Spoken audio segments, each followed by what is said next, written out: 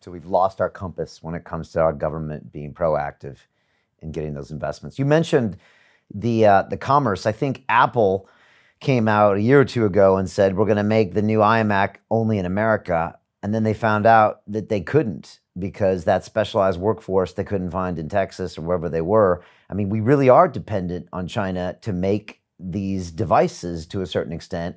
So that will always be there, correct? Well, it's there because there's structural reasons. It's in there. When you look at microelectronics manufacturing itself, a lot of the components come from the United States. And so what China does is negotiate a China price for those components. So a component like a capacitor, for example, maybe that costs 30 cents China price. But say a manufacturer wants to build that same microelectronic thing in the United States, and they go to that component manufacturer and say, "Hey, I need a component to build this," and they say, "Well, you're going to have to pay $7 for it." So if you take just a normal PCB, which is like a motherboard or some other circuit board for some microelectronics, and you say, "Hey, I want to try to manufacture this in the United States," and you start to look at the components that go into that, and you start to assemble them, and you see how much is it going to cost you to acquire those components and then manufacture.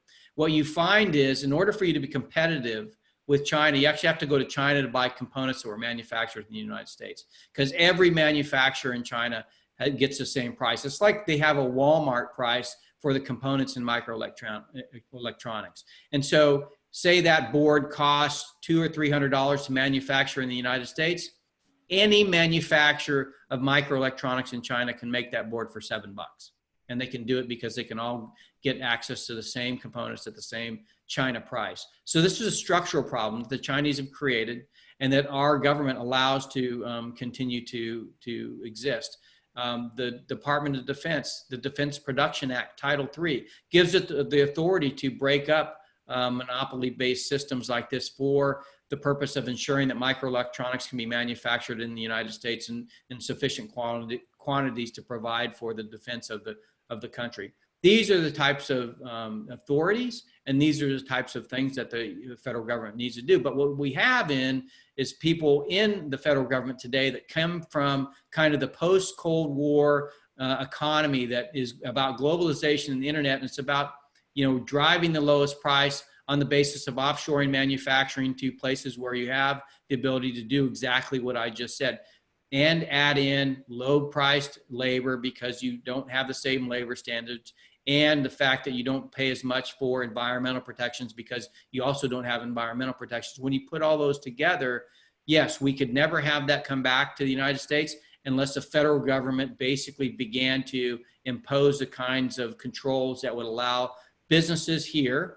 And when they did, businesses here in the United States could manufacture at the same price point as those that manufacture in China, except the Chinese government is very aware of everything that I'm telling you right now, and they make sure it always comes away in the advantage of Chinese companies, because by keeping those people employed in those companies, they are maintaining the legitimacy of their government. So these are things that if you don't understand the way the system works, if you don't understand how manufacturing works, if you don't understand how global trade and finance works, and you're making policy in the federal government, then you're really not really at the forefront of kind of how competition happens in the global economy, and more importantly, protecting the prerogative of American business, but also national security in the United States.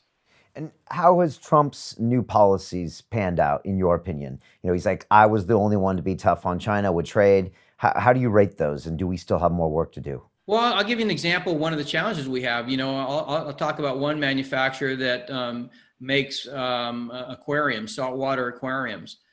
They have to pay a tariff on the subcomponents for the aquariums, but then they're competing with completely made aquariums from China that don't have a tariff on the finished good, right? So they're paying tariffs on the subcomponents, which increases their cost of goods sold, and they're competing directly from the same country because there's not a tariff on the finished product.